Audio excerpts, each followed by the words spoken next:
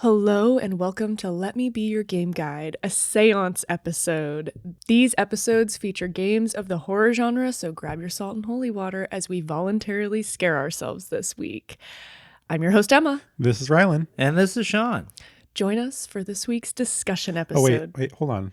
There's somebody like walking up your entryway right now. Oh. Uh-oh. Really? Yeah, Who does it look like? I don't know her. Oh. I thought she was going to knock, but she just kind of like, I think she's looking through your windows. What? That's creepy. Yeah, hold on.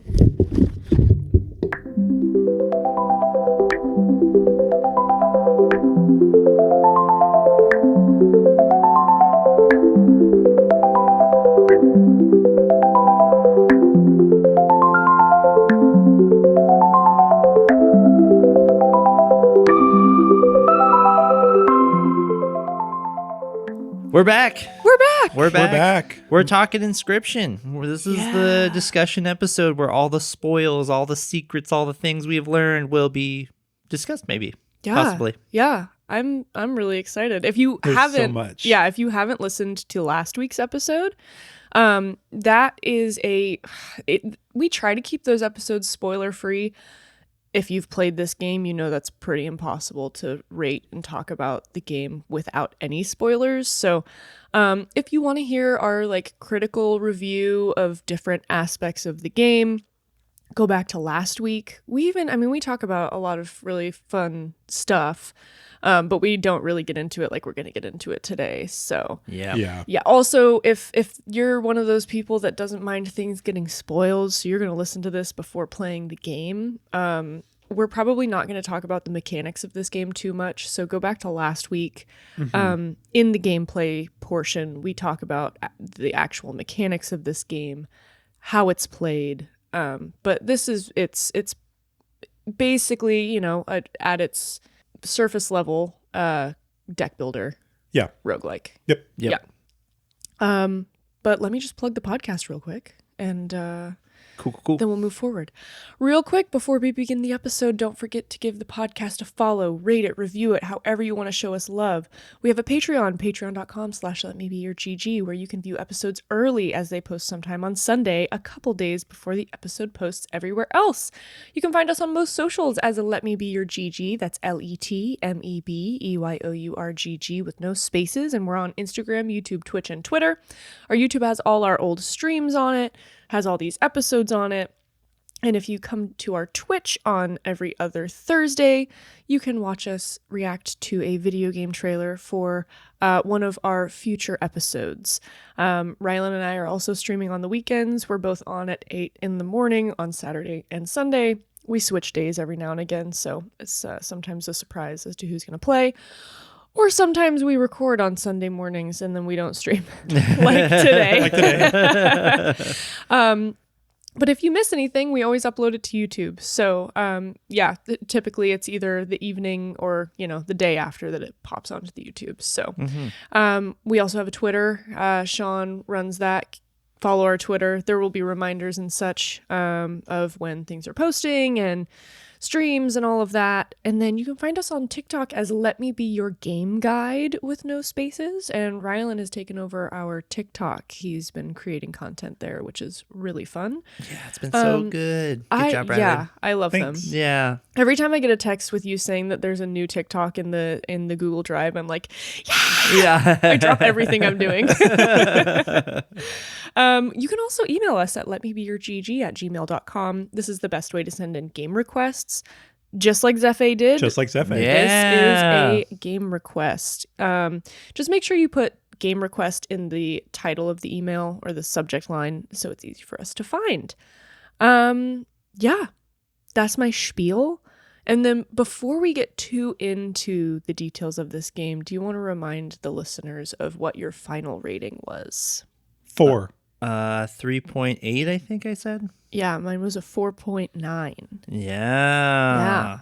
I really liked this game. And I think all these ratings are valid. Sure. Yeah. Yeah. I'm Yeah. really excited to hear about everyone's experience. Shawn didn't have the chance to completely beat the game, but you did play a good chunk of time. Yeah, I played about 6.5 hours worth, so a decent amount. Yeah. Yeah. Yeah. And I'm interested, Rylan, to hear your complaints or maybe complaint department. Yeah. Yeah. So, but I think we'll just start right off from the beginning and just so this game is broken into 3 separate acts. Maybe Is even it 3 or 4? I was going to say maybe 4 if you're talking about like the final Yeah, kind of stuff that stuff. Yeah. happens. But this game immediately starts out pretty meta because you can't start a new game.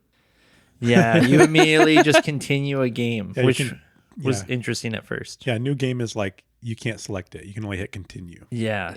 Yeah. And this starts your journey. Does someone want to describe what this first act looks like, Shawn? Because this is kind of where you played most. Do you want to talk about what Act 1 looks like? Yeah. So Act 1, you start out in you're kind of awoken into a cabin space with this person that's sitting next to you that you can't really see. You can kind of just see like a faint silhouette and their eyes. That's pretty much all you can see of this person. And they're talking about how they want to play this game with you. And they give you this deck to start out with, and it's just like Emma was saying, very meta, very deck builder at first. But then you start noticing, there's a card that will start talking to you. You find, and it'll start talking to you and start giving you kind of clues of like, hey, there's more than just this card game. There's things in this cabin that you should probably start looking for. And so then the story grows from there. Yeah. And you're able to get up from the table and explore the cabin. You can't leave the cabin, but there's various puzzles around. Some of them you can solve immediately. Some of them you need to wait for some hints. Yeah. Or certain cards to come into your deck or certain things. Yeah. And the talking card that you're talking about, I believe, is it the Stoat? The Stoat, is the yeah, first is the one. first Yeah, one you so get, that's the first talking card you get. It's a Stoat. I fucking hated this card from the jump. Oh, yeah. This card is such an asshole. I know. Every time I play him, he's like, really? And I'm like, oh, why should I have played you there? Sorry. I kind of liked it. Oh, Yeah. he pissed me off so Did you sacrifice much. him on purpose then? I might have. I feel might like have- I didn't want to sacrifice them, like the talking ones. I would try not to as long as I Yeah. could, but if I had to, I had sure, to. if you have so. to, you have to. I really liked the other 2 because you end up getting 3 talking cards. My favorite was the stink bug. Oh yeah. I loved the stink bug. Yeah. She was amazing, and I loved her. But the Stoat was, I hated him. I would sacrifice him. That's hilarious. I just didn't give a hoot about it. He was so mean. Every time I played him, he's like, I wouldn't have done that. I'm Yeah. like, you know what? Bad play. Yeah. It's kind of funny because like the Stoat and the stink bug kind of like didn't get along kind of. Yeah. So for me, I was like, oh, I don't really like the stink bug as much because I was loyal to the Stoat. That's so funny. Well, yeah, and then it sounds like you think they have problems, and then you get the third talking card, and the Stoat is like, absolutely fuck this person. Like Yeah. he hates. It's the wolf. of Yeah. It's funny though, looking back at the game, the Stoat does fucking suck. Yeah. Yeah, it turns out. Like, who would have known? But I think I'm trying to remember how you unlock the stink bug. Is that in the safe? That's in the safe. Yeah. Yeah. So you talk to the Stoat who gives you the code or tells you where to find the code to unlock the safe, and then you unlock that. Yeah. And it's in there. So. Yeah, and it's fun because like around the room, there's just a bunch of different stuff to do. There's like the safe. There's some like puzzle drawers that give you more cards. And Yeah, stuff. Did you guys ever figure out the logic of those puzzles? Oh yeah. I could not figure it out. I just would move things around until it worked. It was. You had like a 0 out of 5 on the side. Yes. Which is how many teeth you need to get that turn, and it was basically the card game. There, you have to arrange it so that it's like the end of your turn, and you're gonna get 5 points. That is what I figured, but I could not like mentally math it out. And I found that I could solve the puzzles like super quickly if I moved all of them to as high as I could go. And I would move one, I would start in a column and move them around until it got until the points were at their highest. And Yeah. I'd move to the next column.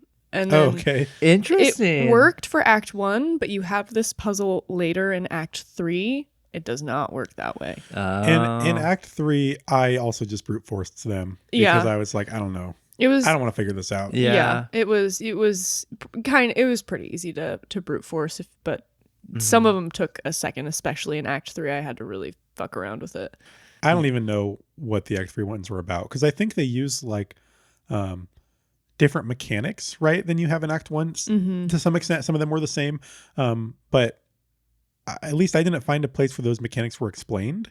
No. Like if you're on a card, I think you can, right click or to see that, but I don't know where the encyclopedia was for Act 3. So all these symbols, unless I've seen it on a card and remember, I can't see it on that.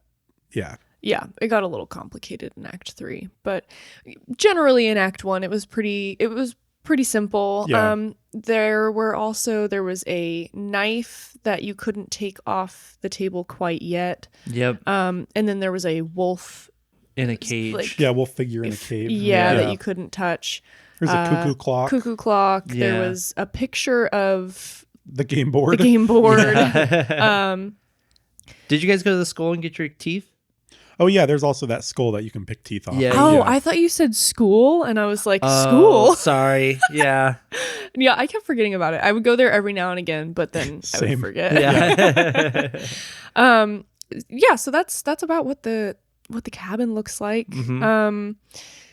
And then you kind of just play through a few hands and try to get as far as you possibly can. Shawn, what happens when you die? So there's two chances for you to live. You have a candelabra on the right-hand side, and there's two candles that are lit. And so if you lose a match, you can still continue, but you lose one of your flames. And then if you actually go again and you lose, then you will lose both flames and you die. When you die, the antagonist guy, I don't know his name. Leshy, yeah, Mr. Leshy, reaches over with the biggest hands that you've ever seen in your entire life. They're so creepy, and he snatches you up. And then, you'll be dragged into a room, and then the first time you die, he leaves his camera in there, and he wants to take a picture of you at the end. You have to make a death card. So when you get dragged in this room, he just tells you that you're about to die, but we need to make this death card so that way I remember what's going on or remember who you are. And so you fill out the name, you fill out the powers from different cards that you've had in your deck to kind of make a new card. Which is such a sick mechanic, honestly. Oh, yeah. Really cool. Yeah, because then that card can be introduced into the new deck for the next round, which is really handy and really helpful to kind of push you through that deck building aspect. Yeah. But at the end, he takes a picture of you. I tried to take a picture of him with the camera, but there was no film. And so then I gave it to him, and he takes a picture of you, and then that's it. It's just a big flash, and then you pass. Yeah. And then you come back as a new person at the table, and you start over again.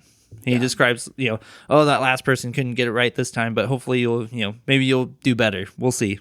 And then you start. Yeah. Yeah. So.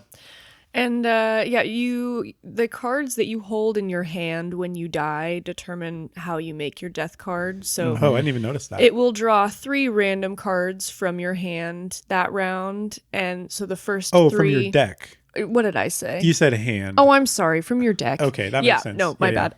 From your whole deck, but the first 3 determine the cost. So you take the cost of the card you choose, and that's how much your death card's going to cost if you choose to use it. And then the next 3 are random, and that's it's the power and I think health. It's the health, and then the next 3 are the power. So you can kind of. I got really lucky on, I think 3 of my death cards. I had wolf pelts in my hand, and so I got the option to choose the wolf pelt as my cost. So they were free. That's nice. Yes, it was very OP. What were you guys naming your death cards? Well, I started naming them at first. The first one I was like, oh, I'll put it as my name, and the next one I was like, oh, I'll put it as a different name that I kind of use sometimes. And then after that, I was just like, click, click, click, enter. I was like, I'm not putting a name to it anymore. I also used your name for my first death. Did you really? That's so funny. I was like, I don't know, Shawn. I I went with like Bill and Tom and just like random names, and eventually I was like, whatever, XC, sure. Then I started naming mine based on like kind of what the card was, because like my second death card had one of those like it would evolve at the end of your turn. You know? Yeah. Oh. But I didn't know how that worked with a death card, so I named it Hope. I was like, please be good. My first one was Emma. My second one was Kay, K-A-Y. And then my third one was M-E-M. And then my fourth one was just the letter K. And then the one after that was Trooper. And then the one after that was Pooh. Oh, yeah. And that one actually ended up being the one that I wanted the most. Yeah, usually in games I name characters after my dog, but I felt like that was too morbid to be like, this character died. I'm like, no, not Rocco. Well, I didn't do it for the first like 4, Yeah. and then I was like, you know what? Maybe it'll be good luck. Maybe like Trooper will carry on, and like I'll find him later, and he'll be the card that carries Wins me you the through. game. Yeah. He didn't. It was Nope. Pooh. Oh, Pooh's the best. Pooh's the best. Pooh best confirmed. Yeah, it ended up being like the cost was free. It had the power of attacking in 3 different Oh, spots. hell yeah. yeah. And then Mantis God. Mantis God, the, yeah. the power was like its attack was 3. Oh, So when yeah. I got that in my hand and I played it on the board, I just was win. I was winning. Uh-huh. I was just like one-shotting every single that when I had that death card, that's how I beat Act 1. yeah. And Nice. I felt so proud of myself. I was like, I'm the best at this game. I'm so good. I can't believe I beat it so quickly. And then it was not over. So you ever faced the moon, Shawn? I did not ever face the moon. Okay. Oh yeah, I one-shot the moon. I think maybe it's our turn to take over the storytelling then. Yes. Yeah, that sounds So good. so as Oh, go but ahead. do you want to talk about the puzzle he didn't solve? What puzzle he didn't solve? The knife? The Oh. knife. Yeah. Well, okay. I will. Okay. But I'll get there. So like the way you're going through the game is like a lot like a regular roguelike deck builder where you're like building your deck, you have this area that ends in a boss, that area that ends in a boss, and then this area that ends in a boss. If you get through the first 3 bosses that way, then you have something different kind of happens. The map is like a really tiny map. I think there's only like 4 spots on it. Yeah. And when you're at the end of the map is like a little cabin icon. This is when I got my jump scare. Oh. Tell me. Well, it's when you're walking towards that little cabin, Uh-huh. and the little like stone Oh, cave yeah. falls down. I just wasn't expecting it, so it scared the shit out of me. When you're at the end of the map and you've got one more, like you're at some icon, you need to go to the very last icon, which is a cabin. Mm-hmm. Instead, you are now in a 3D space walking forward. Whoa. And you're like in a super dark woods and there's this cabin in front of you. Like, like, I don't know, it's probably like 6 steps forward. Each step's pretty big. And so you're getting closer and closer to this cabin. And it's like the cabin that you're playing the game in. Whoa. And, but it's kind of just first person you're on the game board because you see Leshy like drop a huge rock in front of you, like an archway that you go through and everything. So you're kind of like, now you're this little game piece moving forward into the cabin. And so now the boss is just Leshy himself. And you're playing against him. And as you, like every boss you have to beat twice. Like you beat them the first time and then they like do something on the board depending on what they are. Yeah. And then they, you continue playing. Well, his is he drops the moon down. And it's this huge card that takes up all the lanes on the battlefield. And it has like 40 health. And basically you need to like beat the shit out of the moon. It's what I do all day. Yeah, and it's pretty epic, right? Yeah.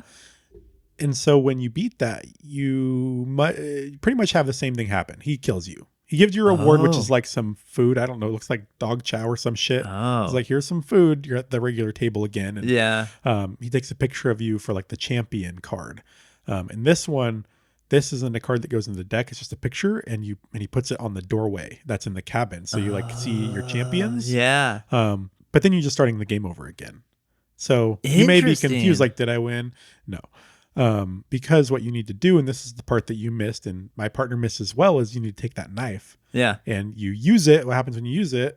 You stab your eye out. So, and some of the tools that you use in this game, like Emma was saying in the first episode, pretty graphic and gory. Yeah. Like for example, the pliers you get very early on, and it allows you to pull your own tooth out to then put on the scale, so that way you can maybe win a game or help yourself from losing. The knife, you stab your eye out and you jab your eye out with it. Yeah. So Well, wait. Did you get to that point? I don't think you, because you I didn't got the knife and I used the knife, but I was in the wrong spot, I think, when I used the knife. Well, because the reason you need to use the knife is so you replace your eyeball. Yep. I didn't get that far. I tried just using the knife. Did you lose the round that you... I lost the round that I was Okay. on, so I died after. You use the knife, and when you win that round, he brings out a box of eyeballs, and he's like, "I can't have you like half blind for the rest of the Yeah, game." And there's like a special eyeball. Well, there's a bunch of eyeballs, and you can choose when to put in. Yeah. And did you ever choose a different one? No, I didn't. And see, that's the thing is, if you don't choose the right eyeball, you're never going to proceed in the game. It's pretty obvious which eyeball you choose, though. Kind of, yeah. It's very different than the other ones. There's a few that look unique. That one looks the most special, yeah. But so when I said like I was super basically, okay, I'll just go on. So like you put this eyeball in your eyeball, in your eyeball socket, I suppose. And which is pretty gruesome, yeah. And now there's certain things that are like glowing. It's almost like a black light or like a magic light thing. There's certain things in the cabin that are glowing, and so you'll get some clues as to what to do, like the cuckoo clock. It'll tell you where to put the hands on it. So you get a film roll. Oh. And when you grab that, Leshy is like, "Hey, what are you looking at? Like, come back to the table." You know? Yeah. He's like, "Stop messing around." Yeah. But you need the film roll so that when he goes to take your champion picture after you beat the moon, you grab his camera and you take a picture of him instead.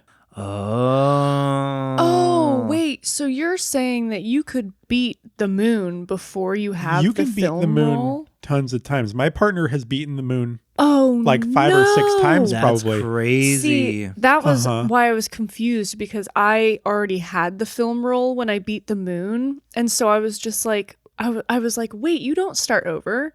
But I see what you're saying now. Yeah. I didn't realize you could even get through the moon without having... I think I beat film the roll. moon before I got the knife. What? I may have, yeah. Oh my God. Definitely before I used the knife for the first time. Jeez. Yeah. Wow. Well, it took me a long time to use the knife until I had a little dream that showed the knife. Oh, and that guy... After you use the pliers, you don't want to use the knife. Yeah. I knew it was going to have something bad. The guy that you see in this little dream is one of the scribes.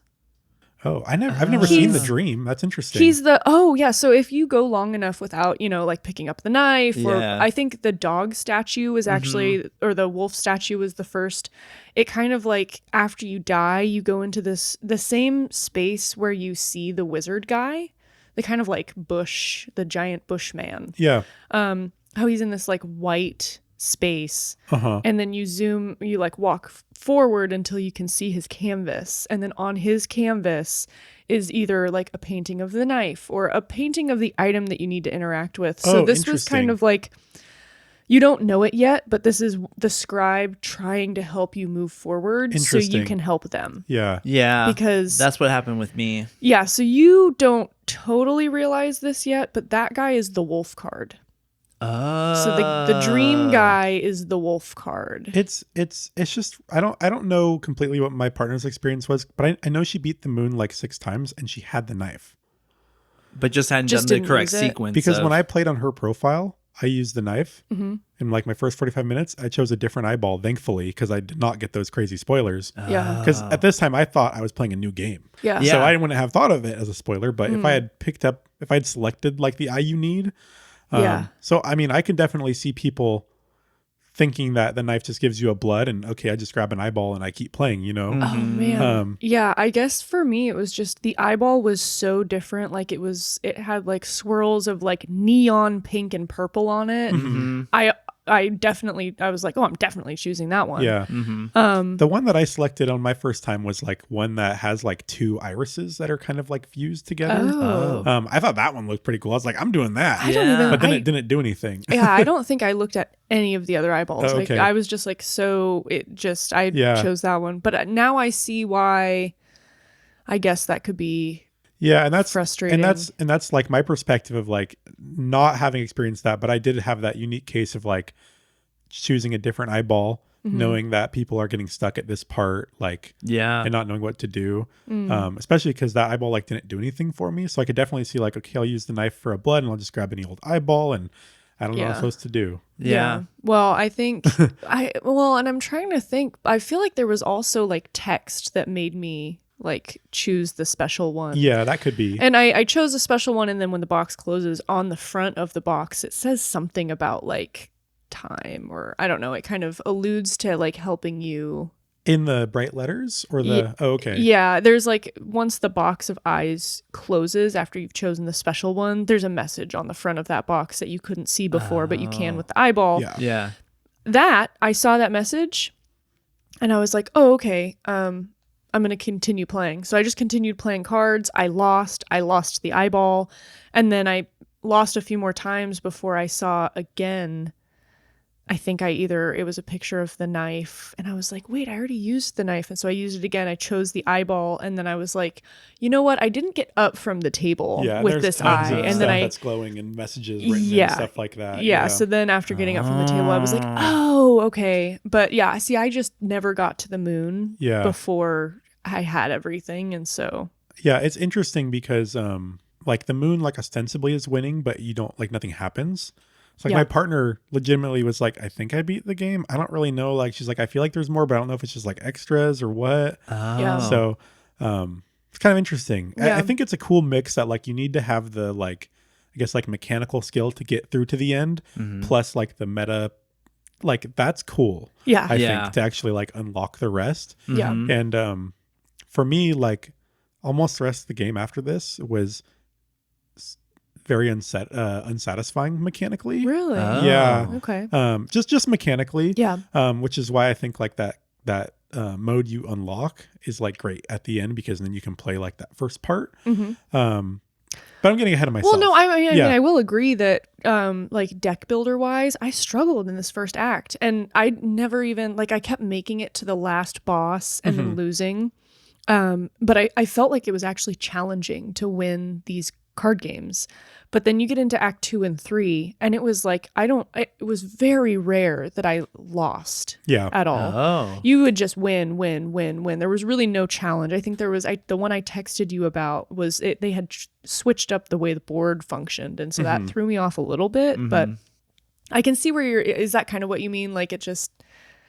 Yes. I think also like, because act 2 and act 3 are like basically like a reset. We'll tell you about it, Shawn. Let's move into act 2. Move that direction. I will say really fast that I thought it was, I started to get tipped off that the game was a lot more about the narrative than the mechanics during act 1, because I felt like they started, at least for me, they started giving you things that just made it like almost really easy to get far if you are looking at specific things. So like you can unlock, like you get the smoke card every battle. Yeah. You can unlock like the greater smoke card if you like interact with a candle. You can unlock a third life for yourself, a third candle. Oh. Which I only did at the very, very end before I finished act 1. Oh, wow. I didn't do that at all. Yeah, you still only get one life during the boss battles though. But so like you can do that. I feel like there's a couple other things. I feel like the more you explore and like do things, I feel like they're trying to push you along through the story by making that initial part easier. Also, you start to be able to build like the totems. Yeah. That combine like a creature type plus an ability. Go ahead. I'm trying to remember what I had. So you find the squirrel head. That's like the one you start with every time. Yeah. And where's my phone? I can't remember. Oh, it was the 3 blood symbol. I got a body that was like the 3 blood symbol. So when you had the squirrel head on that, every time you sacrificed a squirrel, it was worth 3 blood instead of 1. That's nice. Yeah. That is very nice. There's a couple like super busted things you can do with the squirrel head, because you can draw it from your drop from your deck as much as you want to. Yeah. Like I had one that gives you an item every time you play a squirrel. Yeah, that was sick. I did that too. That's the first time that I beat the moon. I did have that 3 blood one. The one that I ultimately beat on my last time through Act 1 was it was squirrels give you a ant in your hand. Oh. Which the ants are like rock. The more ants you have, the stronger they are. Well, and because I can consistently get ants, and then I have a squirrel to sacrifice to play it, it honestly made that whole run trivial. Yeah. And so I was really feeling like, damn, like you can basically start the game like from the get-go. You have this, and that's my whole deck. I don't need anything else. I was like, they're really like trying to push me through this towards some ending. Yeah, is what I was feeling. So you beat Act 1. Do you remember? I don't remember exactly what happens from the point you like take a picture of him until you get to the camera footage. Yeah, so you end up taking a picture of Leshy creating a death card, and then this is where I got stuck for a second because I couldn't leave the room. I was like, what the heck? But then I realized you quit the game, like back to the main screen, and then you have the option to start a new game. And it's when you click new game that it uploads you into this like it's like separate, Camworks. Yeah, so it's like you're looking at like old, like if you were to take video on like an old digital camera and like watch all of these, like it has this like cheesy GUI. Yeah, and so you're watching all these videos all of a sudden from who is the so you're watching videos from Luke Carter, who is basically he's like a YouTube you get the idea from his videos that he's like a YouTube guy who opens like collectible card game packs online. Okay. He's like, what's up, card battlers? Like, I'm gonna open some packs of these old stuff, and we also like he's like, I have what's his name? The Great Carter, or his name's Luke Carter. No, but his YouTube persona is like something Carter. Yeah. The great Carter or something like that. Remember. Yeah. The YouTube apparently exists. Oh, really? Oh, That's man. great. But you know, it's like a live action. So this is like in the credits that Emma was talking about last time, like there's people that are in the cast for this game. Yeah. And so he is kind of like doing his video thing, and he's saying like, oh, and I have a couple packs of like this really old card game at Inscryption that I found at a garage sale. And he's like, this is so rare. Like, I don't think this lady knew how much this was worth, but whatever. Yeah. So, and he's like, I'm going to open them. And so I think he does open them. Yeah. And one of them, the second pack that he goes to open, he's like, oh, this one's been resealed. Like, he's like, who the heck opens and reseals like a card pack? He's a little irked about it. He's kind of he's not super likable, I don't think. No. I mean, he's very like stereotypical YouTube like influencer. Yeah. Smash that like button, like, what's up, guys? But what does he find in that card bag? He finds some coordinates. There's like a piece of paper or something in there, or something written on a card that has coordinates. Yeah. So he's like, what the heck? And so the rest of these, you'll have to stop me because I don't know where this video set ends off. But basically, you know, there's a series of videos of like him recording himself investigating this. And so he goes out to where the coordinates are, and he's brought his shovel. He's out in the woods, and he's like, nothing exciting here. And he digs and he finds this little box, and there's a floppy disk in there. And he's like, what the heck? So then it's like a video of him like going online looking for a floppy disk reader and stuff. Sure. Yeah. And I believe this section of videos, there are also some corrupted videos that it's just like static and you can't watch them. Yeah. I think that this portion of videos ends with him starting up the game. Okay. Yeah. And then that makes sense because he starts up the game, and then we start playing the game as Luke. Yeah. So now interesting. So now for the rest of the Inscryption game that we're talking about, you are kind of playing as Luke Carter in as far as like every once in a while he'll cut in and be like, oh, like this card's so good and stuff like that. Yeah, he like talks in the background, or like something bad will happen. He'll be like, oh fuck. Yeah. Kind of scared me sometimes. Like I would forget and he'd say something. I was like, oh my God. Yeah. But so now you kind of open up, and it kind of tells a story. It's like a very old video game. It's like pixel. And it's kind of telling a story about like the four scribes. Is this more fresh in your memory? Yeah, I don't know how fresh it is, honestly, but yeah, it tells this story about like there were four scribes, and each scribe used a different method to create these cards. And so you have Leshy, the one that we've been introduced to, that takes pictures of beasts and animals, and then you have, was it not Morticia? You have Grimora. Grimora, who she likes death and and skeletons and shit. Oh, that's cool. Yeah. And then there's the wizard Magnificus. Magnificus Oh. who paints. He'll like paint his cards into creation. Yeah. And then there's P03 who is like a robot type character. And you find out that and we didn't talk about this, but I don't know if you guys noticed that. Did you notice the cards in the first act started like changing the way they look? Yeah, the Yeah. talking cards. Yeah. So you actually see what they actually look like in their scribe form. Oh. And Because like the stoat, his like head became more of a box over time. Yeah, he got like stronger. And that's because he's a robot. he's like just a And screen. so yeah. And so you are on a journey to try and replace one of the scribes. And so you basically have to defeat all 4 scribes. And then at the very end, you choose who you do your final battle with.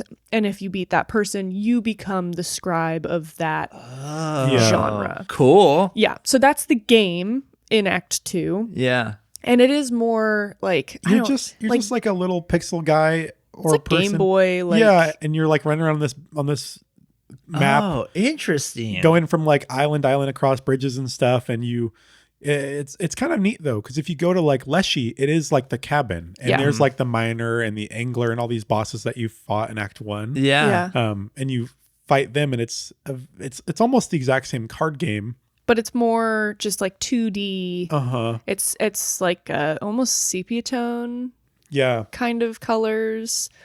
And so we've already kind of gone through the whole Leshy aspect of that, but then Grimora is the second boss you have access to. She has like this crypt. The 3 bosses that you beat in that area are different skeletons. After defeating them, you have to put their tombstones together. There's like a little they're puzzle. Oh. Yeah. And then again, each boss it's very similar in the way that the boss battle is done. Like there's like nuances here and there, but at Act 2 there's nothing like too different. Yeah, I think it's quite different in the way you construct your deck. Is like you have like 20 card slots. Yeah. And as you're traveling around the world, you like open a little chest and you get a card pack. So you get like 3 random cards or something. And so you actually build your deck from your pool of cards. Yeah. And so if you're like having trouble with a boss, theoretically, you can go like edit your deck. Yeah. And I say theoretically because I don't think either of us had to do that much. I rebuilt my deck before each boss, I would say. Well, and so I was very accustomed to using the beast cards because that's kind of the whole first act. You're using these beast cards. Yeah. But I actually switched over to using a lot of the death cards that Grimora gives you. Yeah. So hers are more based in like Bones. instead of having squirrels to sacrifice, you have these skeletons that they're free to put the skeletons out. They'll attack once and they have after attacking they disintegrate and then you get a bone from them. And then a lot of her cards are played with bones instead of blood. They don't have as much attacking power. Some of them do, but it was kind of here. I don't know. But I kind of mixed the beast and the death cards because they mixed really well together. And you could sacrifice the skeletons too, and you'd still get a bone. That's nice. But you would lose their attack. They wouldn't like attack for you. But I did not use the other cards at all. Like the wizards cards fucking sucked. Yeah, the wizards were all about like you need these like certain gems. you need certain gems there's like 3 different colors, and if you have like a orange gem out, then this guy might be powered up, and if you have a blue gem out, then this guy costs less and stuff like that. Yeah. But they have to be active on the playing field to be able to play the characters associated with it. And so it takes up like one of your 4 spots basically. Yeah. And it can die. And then the robot one was like really weird too, because it like you had I guess cards that like were creatures that they created a circuit. So if you had a creature all the way to the left and a creature all the way to the right, and they had a circuit, they are completing a circuit between them. And then any other creatures that are in the middle of that circuit gain, maybe more health or something based on what the powers of the circuit creators do. And I never even considered using that because I was like, this is too complicated. It has too much setup. Yeah. I'd suspect, because I did the same thing as you. I started with the beast deck because I was familiar with it. Also, it's like, who do you want to challenge? And I'm like, I'm challenging Leshy. Like, screw that guy. I challenged Grimora. Oh, okay. I liked her vibe. Nice. And then I also added some bone cards when I got that, but I didn't really change my deck otherwise. Yeah. Because it was all like, I didn't even want to learn these new mechanics, to be frank. And I will say, like, this is where my frustrations with the game really begun, was all the work I had done to get there didn't matter. Like, I kind of knew how to play the card game, but I was kind of figuring out that's like, okay, now I'm in this other world moving so fast and it's relatively easy. This doesn't matter either. Yeah. And it felt very tedious to me. I can see that. I didn't mind it, but I think I was just happy to be like succeeding at the deck building because I was so bad at it before. I was like, oh, okay, like I'm actually getting used to it. You do get to like the final boss in the like the tech area, in the robots area. They switch up the board a little bit, so cards actually move. Like, kind of like they're on like a track, so you can put a card down. Eventually, it'll end up on the other. Yeah, it'll keep rotating around the track forever. Yeah, so you won't keep your cards. They will eventually move up to your opponent's side, and they kind of move it up. Yeah, I thought that's that was the intense. funnest part of this whole section Well, because it was different. It did become more challenging as well, and so that's kind of really the only like difference that you find in this area. Yeah. Everything else is very much the same. But after you've beat all of these people, all of these bosses, you go back to like the main area where you started because you've lit up all the graves. And this is where I was trying to work it out because I knew that the game that we had already played was mid-game. And so in my head, I was like, okay, so I'm thinking, because it has you choose which person you want to take over as a scribe. And so in my head, I was like, oh, okay, this unsaved game is probably, if I choose, the grave I choose is the like 3D space that I go into to try and beat them and take them over. So that's when you started the game and maybe I'm wrong, I saw it as the game you started in Leshy's cabin was started right after this point, and the person who had played it before had chosen Leshy. Oh, yeah. Oh, interesting. Okay. And then also, when you're playing in Leshy's area, you do get a random death card or a couple that you didn't create. And one of them is named Casey.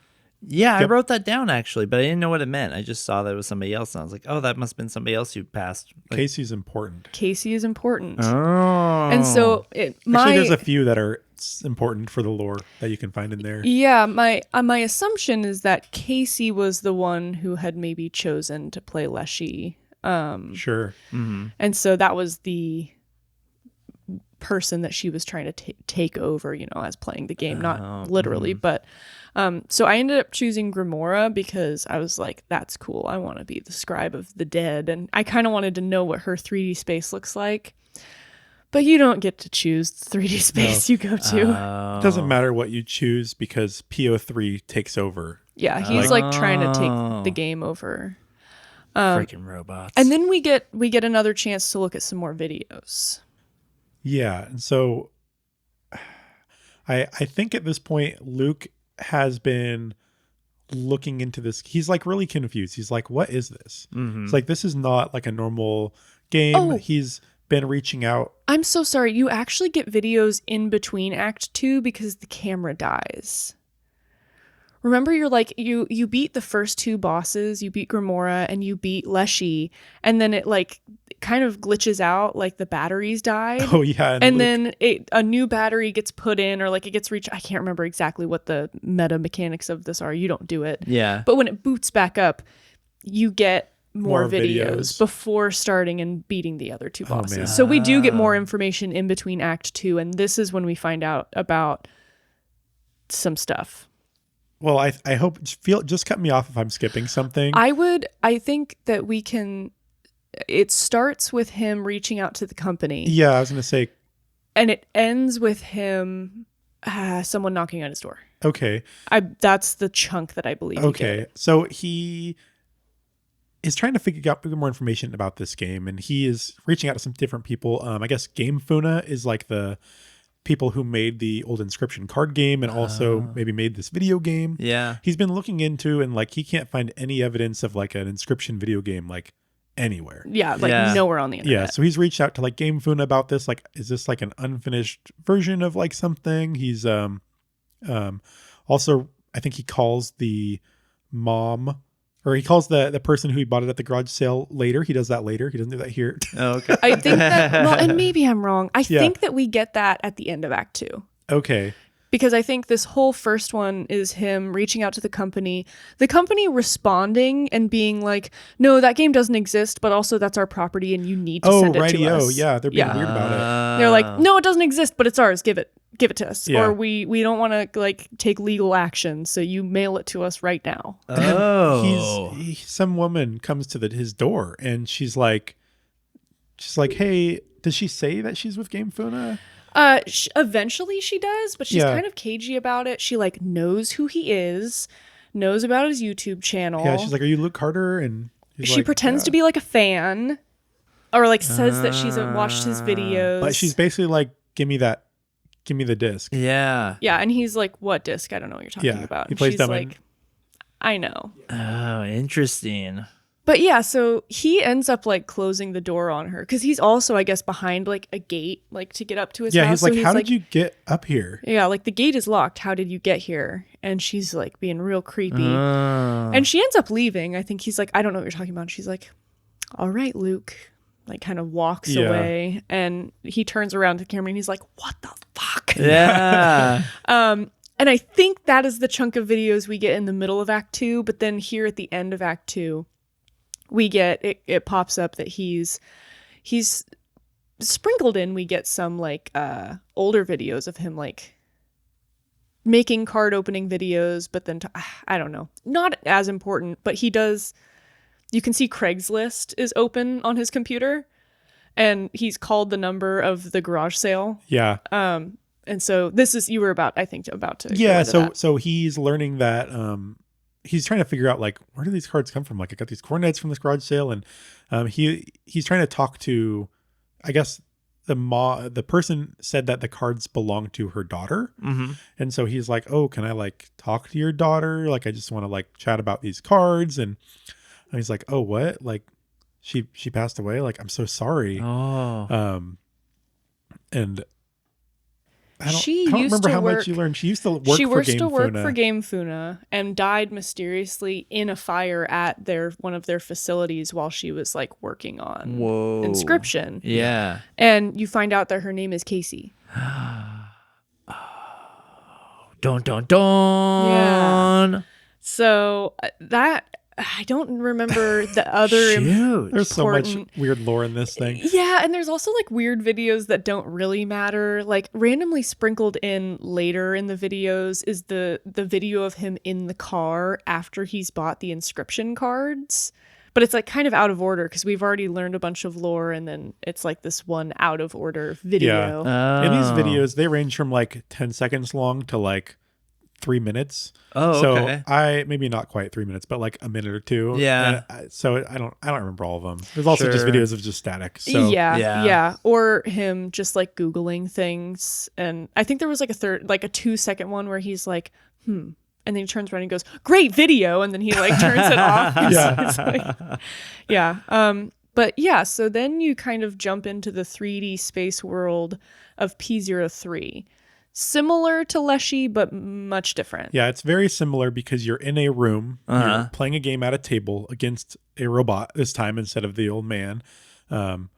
Initially, you are strapped into the table, like you can't leave. Oh. But then you eventually get up and walk around, much like at Leshy's. And so there's things in the building to investigate, and it's kind of neat because in like the 2D Act 2 land, where you can go into Leshy's cabin and like see the two rooms. Yeah. You could also be in PO3's place had a couple rooms, and so now it's the same layout. Yeah. So you kind of use your knowledge of what you saw in Act 2 here in Act 3 Oh, to kind of see like, okay, I know there's a room to the left and there's a room beyond that as well. Actually, it's to the right, but it doesn't matter. That's all right. Yeah. And there's a lot of similar puzzles around the room, but they're like technology related. Like at one point you have to do like captchas. Yeah. Oh, interesting. Like choose the pictures with cards in them. Yeah. I think at one point you check a box that says I'm not a robot. Oh, like there's a lot of Yeah. like fun little stuff in there. But just if we're talking the mechanics of Yep. this area, the differences between Leshy and here is you're not using blood or bones as a sacrifice.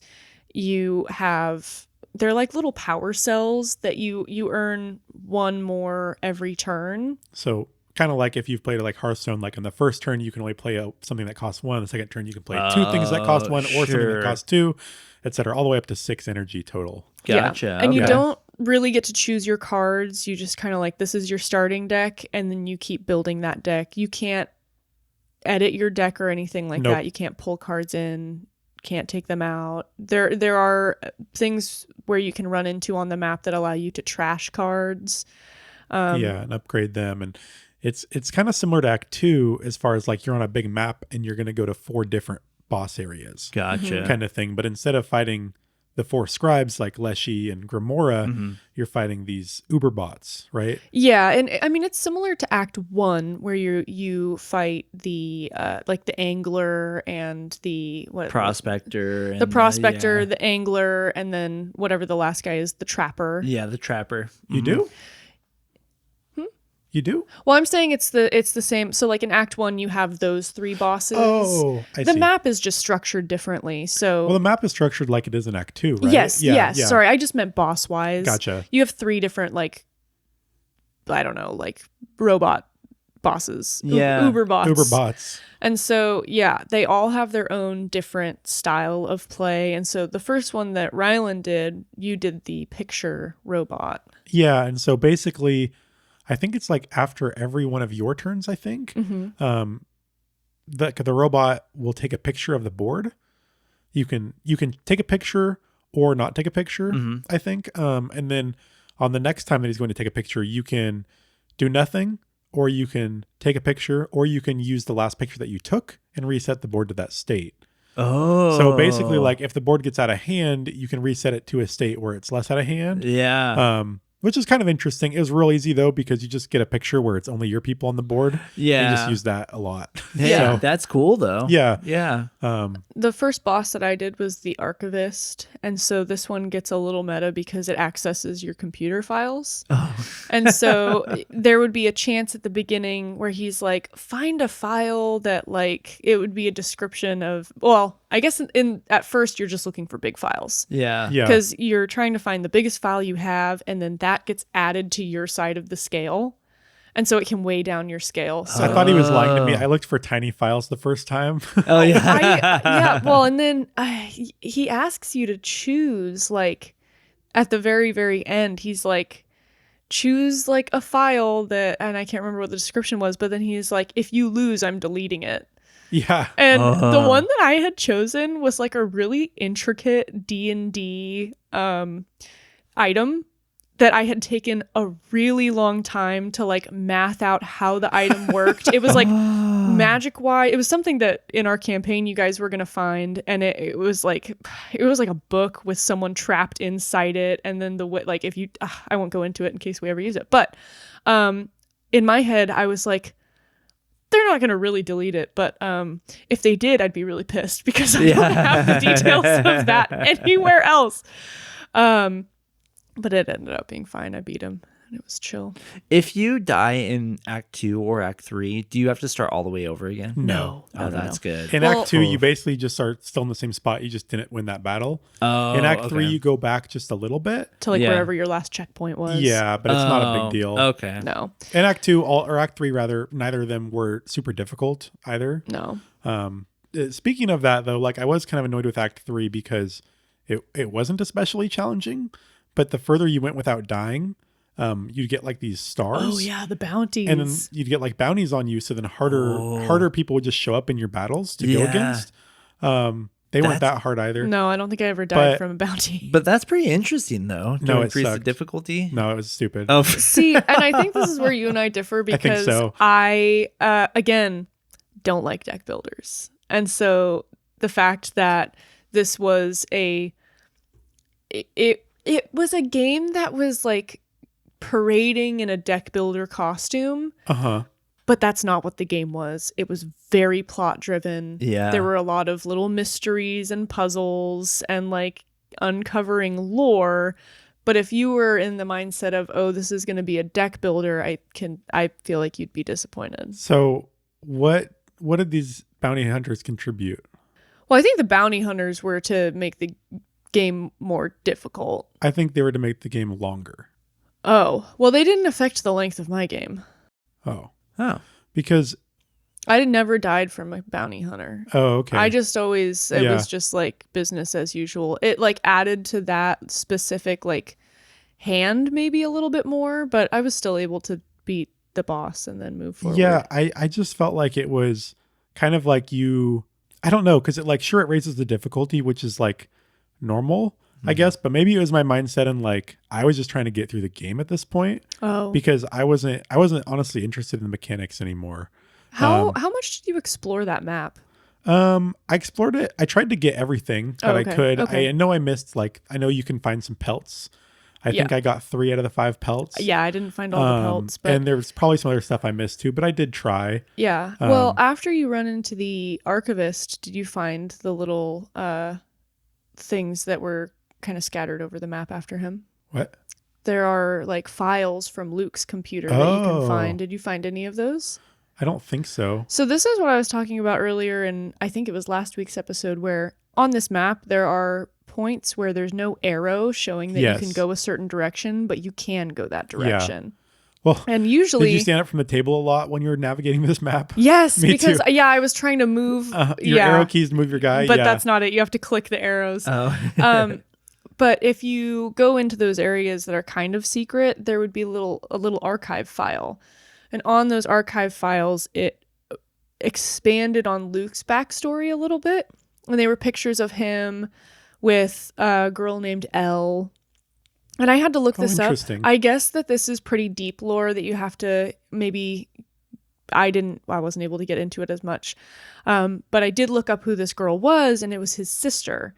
And his sister had passed, and they used to be really into the cards and stuff together. Okay. And that's why he started his YouTube channel, was kind of to like in memory of his sister and to like celebrate her and stay connected to her even though she had passed. Mm-hmm. I didn't get that much from my playthrough, but that was one of those like lore points that you could really dig into, and we'll talk about more these lore things that you have to be a little cuckoo nuts to find.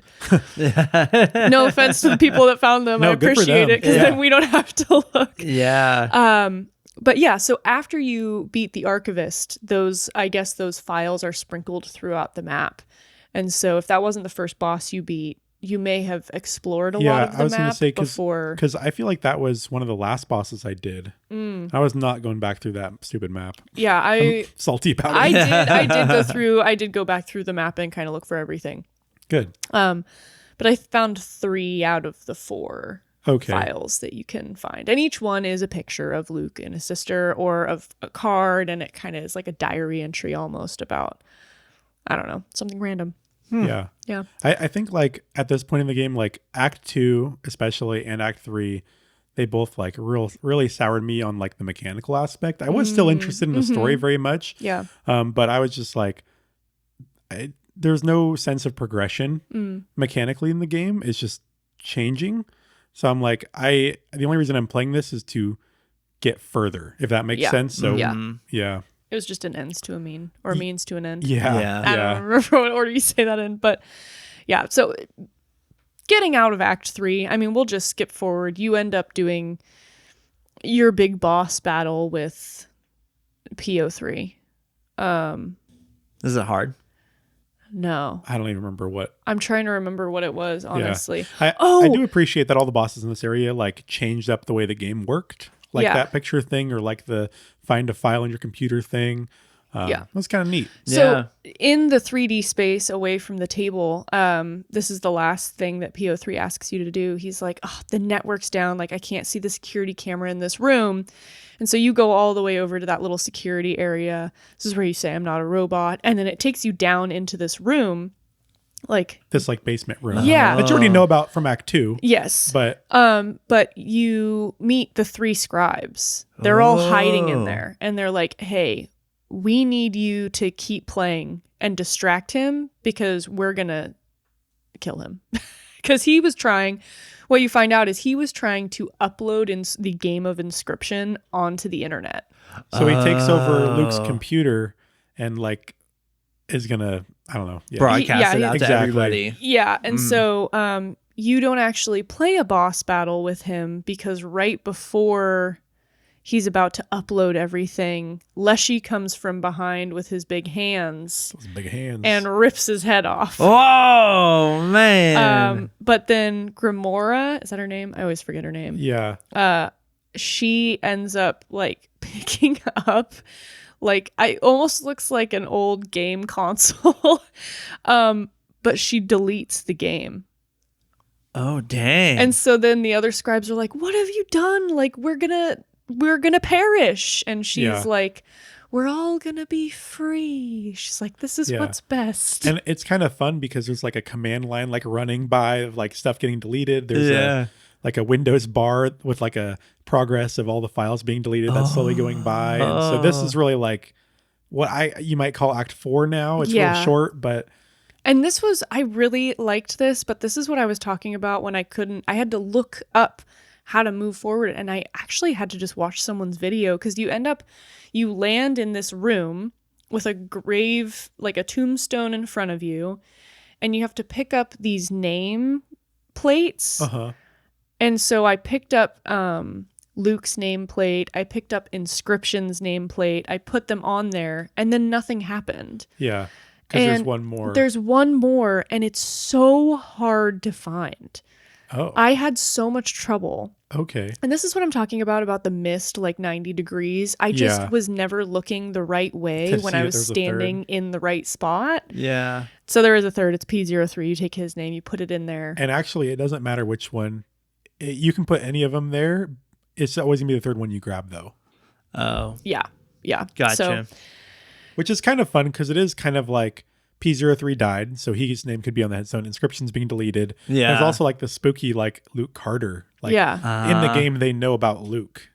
Dang.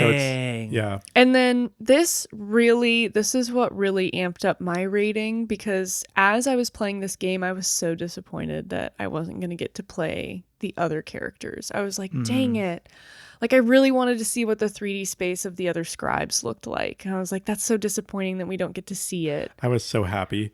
And for a second, I thought we were going to have to play through Grimora and Magnificus's area. And I was like, fuck. That would have been a I bit don't want much. to. No, that would have been a bit much. But the way they did it was perfect because as the game is deleting, you like Grimora's like, let's just do like one last battle before I get deleted. And so you get to experience a very short mini version of what her 3D space looked like. It's like a chessboard almost. And you move your pieces around and then you run into her pieces and that starts a round of the game. And then the look of the cards and the look of the board is very different. You pull like a rope bell rather than hitting it. It just everything looked aesthetically different. Sure. And then you go to Leshy, and I don't know why I was like, for Leshy, I was just like, this is kind of sad. Like I felt so connected to his character. It's kind of sad because like you beat Grimora or whatever, and she like shakes your hand as she's like being deleted, and then you go against Leshy and you beat him, and he's like, maybe we'll just keep playing longer. Like he just wants to keep playing, and he takes away the score. Yeah. Like there's no scoring. He's like, let's just play for fun. Well, and so game elements are just like being actively deleted as you go. So like eventually the scale like object is deleted, so it's gone, and like different things around the room are gone. Cool. It was really cool. Yeah. And then you get to the painter, the very last one. And his was interesting. Again, I really did not like the mechanics of his cards. I don't think that they functionally worked. And you get like a weird Yu-Gi-Oh. You get a Yu-Gi-Oh dual disc. It's great. It's even called the dual disc. You like get it. You like see your arm with the dual disc on it. And stuff. Oh my gosh, that's amazing. And so like as you're playing cards, they're coming up like in 3D form, like down. You're like up on a platform. It was very Yu-Gi-Oh. Yeah. But that one's glitching out a ton, so it really doesn't matter what you play. It doesn't. It's not like a real game. It's just interact till it proceeds. Yeah, and he basically is saying he's the one that kind of like can see the future, and he knows, he's like, there's this old game data on this floppy disk, and you need to like, it can't be deleted, but like don't look at it, but you do. He's like, I tell you not to look at it, but you do it anyways. Mm-hmm. Yeah, and he's like, I think multiple people at the end have said like, the old data is like evil shit. Like, don't look at it. Yeah. But yeah, and then you get to the very end where everything's deleted and all that's sitting there is the old data. Oh, so you have to look. I did. I'm Did you? confused. What? Because I don't remember the old, like, I don't remember like seeing the old data interacting with it. Like, what happens? So you click on it. It's like that, like fuzzy. It's basically just like a fuzzy like screen, like card shape, and you click on it, and then all of these documents start popping up on the screen. How did I miss this? I don't know. Doesn't seem familiar. I remember the credits rolling. Oh no, so like a bunch of stuff pops up, and then you hear Carter in the background. He's like, shit, oh fuck, no, and all of this stuff is popping up on his computer. If you pause, then he pulls the floppy disk out. Yes. Okay. But if you pause at this point, yeah. you can see, and we'll talk about the deep lore. There's like a man's like ID card, some other files that if you pause it on that screen, you can take the time to read it. But and so then you flip to a video of him just like smashing the game with a hammer. Yeah. Yeah, he like rips the floppy out and just beating it with a hammer. Yeah. Which is kind of funny, actually. Yeah. And then we get one last set of, well, I guess they're not video clips. It's almost like we're watching them live. Yeah. Well, there's one where he is, I think we missed this one where he's like in bed. Oh, yeah. Someone's like in his house. Yeah, we missed one earlier where he's in bed and he's recording and he's like, shit, like my phone's in the other room. So I just figured I'd record this really fast. Like, I'm going to go out there. I did write that as a note. I was like, who the fuck falls asleep in their room with their phone in another room? Especially somebody who like is a YouTuber. Yeah. Come on. Luke. I know. But yeah, at this point, it's a camera. The camera's on him. He's calling a reporter. He's trying to like report. Well, he's calling 911, I think. No, he was talking to a reporter. Oh, okay. And this guy he's like, you're okay. right, you're He's right. like, let me get my pen and paper out. So he's kind of trying to expose them for like taking over his computer and like all this stuff. Oh. And then there's a knock on his door. Dun, dun, dun. And then he goes and he's like, it's the woman. He's like, I told you. And he's like, and then He she just, swings the door open. and then she shoots him in the head. Whoa. Or somewhere, I don't know, I assume the head. Yeah. Yeah, you And then- see him collapse to the ground, and then Blood pools off like in the camera Oh, view and everything. Yeah. dang. And then the credits roll. yes, Yeah. Whoa. And then at the end of the credits, the game just closes. yeah, Which I was thinking like, is the game deleted now? yeah. That would have been Yeah. really cool actually, Yeah. but no, it's not. Uh, But yeah. so that's the game. Or is it? Man, that ending's so weird. yeah. But then Rylan, it took us a really long time to beat this game, so I didn't have the amount of time that I usually would like to research something like this. But Rylan and I both looked up some lore. Rylan, do you want to talk about what you learned? Yeah, so when I was this morning before I came over here, I was like, I should look up some of these secrets that I know there's so many of.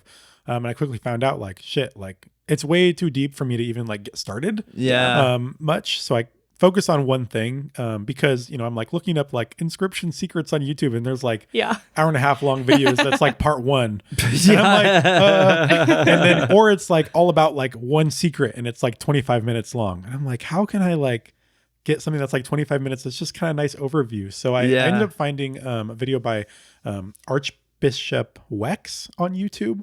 who's specifically talking about the ARG, which I don't know what an ARG was. Were you guys familiar with this? No. It stands for alternate reality game. Yeah. Oh. And it's basically like meta secrets of the game that you explore outside of the game. So like, I'll just talk about it briefly. So in the game, there are secrets that lead to like, I don't remember how it gets kicked off. Basically, there's like codes that to solve these codes and to continue, like basically the codes unlock more codes that unlock more codes. But to solve them, the community needed to use resources from outside the game, like other games that Daniel Mullins had done, different like online tools or clues from like Reddit posts, things like that. There's actually some folks that went to the real coordinates from the game where the floppy disk was found. Whoa.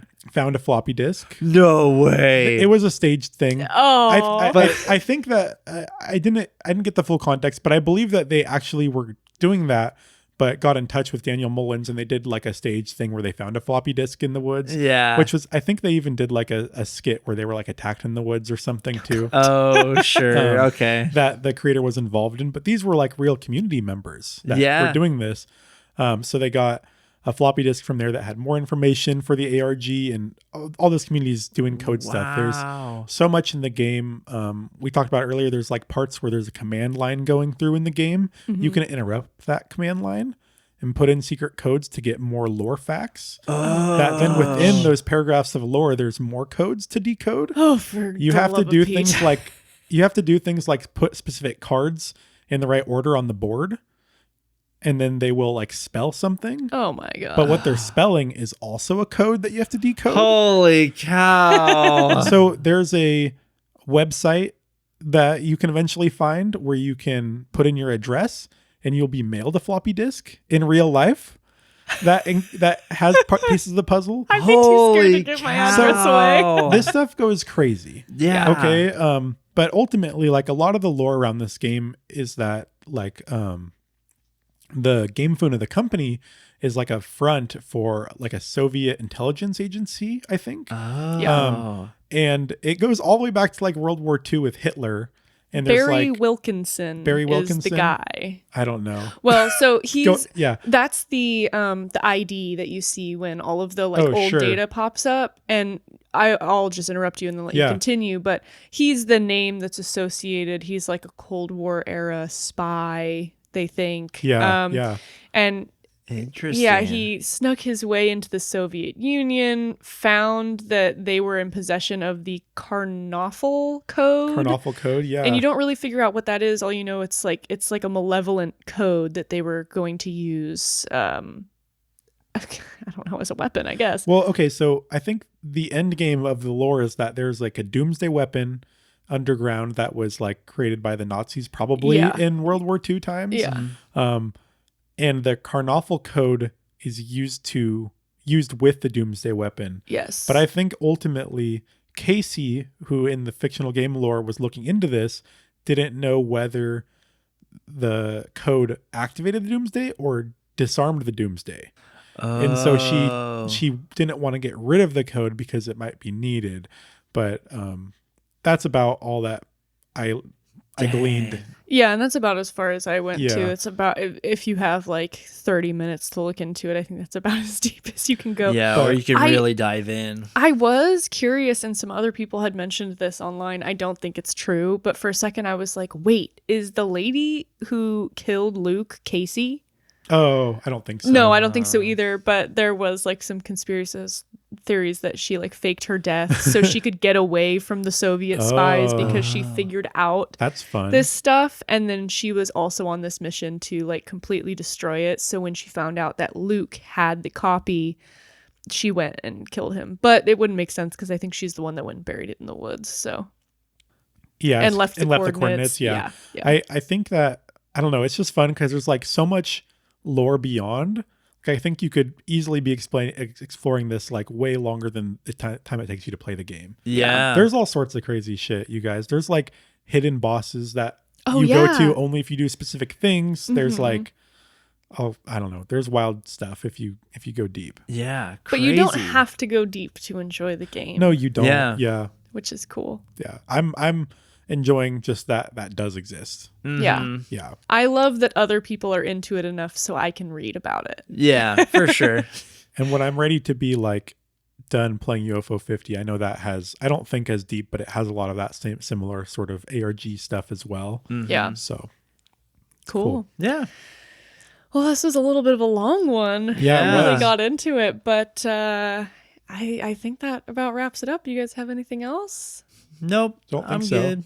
All right. Well, this concludes the discussion episode for Inscryption. Please join us next week for the rating episode of Paper Trail. This is Ooh. my pick. Nice. A little lighter. Definitely not rated M. Yeah. It's a shorter game. It's kind of just like a puzzle, a little puzzly game. If you played, what was that game that Rylan, I said it was like Arranger. It's like kind of like Arranger. Arranger. You can go back to our Arranger episode or just look it up. Very, very mellow. But we are covering that next week, followed by its discussion episode the week after. Please go and give the podcast a follow, rate it, review it, however you want to show us love. You can email us with any comments, questions, or constructive criticism at letmebeyourgg@gmail.com. You can also send us game requests if there's something you'd like us to review. Just include game request in the subject line so it's easier for us to find. You can find us on most socials as Let Me Be Your GG with no spaces. That's LetMeBeyourGG. And we're on Instagram, YouTube, Twitch, and Twitter. And you can find our TikTok at Let Me Be Your Game Guide with no spaces. Our Patreon can be found at patreon.com/LetMeBeYourGG. Thank you so much for listening. We can't wait to see you next week. And thank you so much for letting me be your game guide. GG, y'all. Bye. Okay, you want to do the intro now? Yeah, let's do the intro. Cool.